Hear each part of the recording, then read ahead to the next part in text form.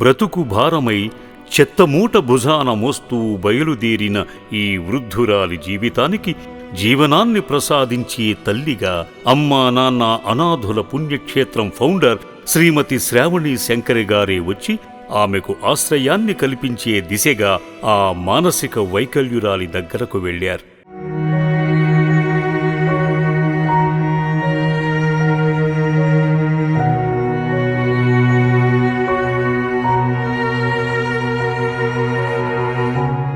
నలుగురు పట్టుకుని రమ్మని బతిమాలుతున్నా రానని పట్టుబట్టి వెనక్కు లాక్కుంటుంది. అయినా పట్టువదలని ఆశ్రమ సిబ్బంది వ్యానులోకి ఎక్కించారు.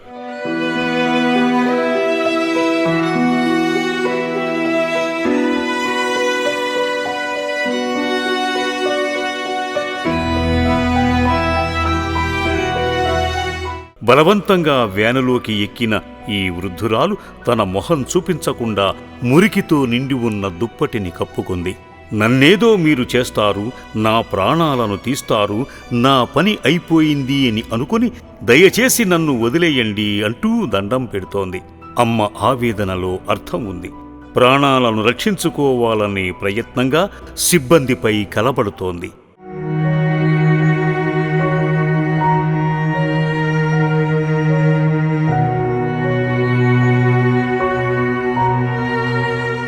నన్ను వదిలేయండి, నేను వెళ్ళిపోతా, నన్నేమి అడగద్దు, నా పేరు కూడా నాకు తెలియదు, నేను మరాఠీని అని తనే స్వయంగా చెప్పింది.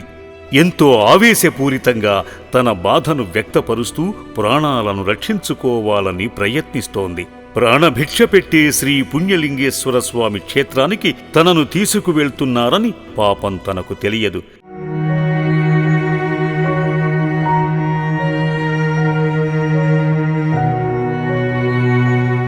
ఎట్టకేలకు ఆశ్రమానికి నడిపించారు.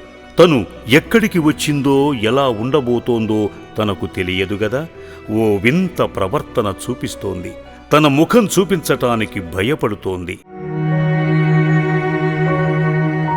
పునర్జన్మను ప్రసాదించే పుణ్యలింగేశ్వరుడు అందించే పుణ్యకార్యంలో భాగంగా జుట్టును కత్తిరిస్తూ ఉండగా నన్ను చంపుతున్నారేమో అనే భయంతో ఉక్కిరిబిక్కిరి అవుతూ పట్టుకున్న చేతులను నెట్టేస్తూ కాళ్లతో తంతోంది.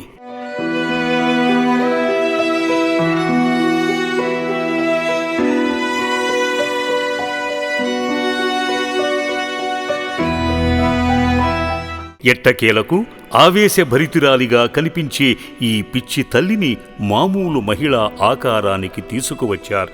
ఆశ్రమంలోకి రానని పట్టుబట్టిన ఆ మతిలేని మనిషిని ఎత్తుకుని మరీ తీసుకెళ్లారు. శ్రావణిగారే స్వయంగా తన దగ్గర కూర్చుని అన్నం ప్లేటు ముందు పెట్టి భోజనం తినమనగా తిననని మారాం చేస్తోంది. తనని పంపించేయమని బోరున విలపిస్తోంది.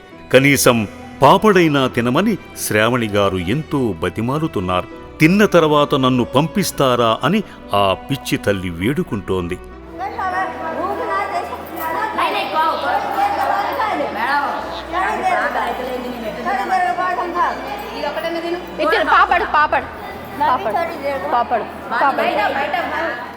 పాపడు తిన్న తర్వాత తోటి అభాగ్య స్నేహితురాలితో ముచ్చటించింది.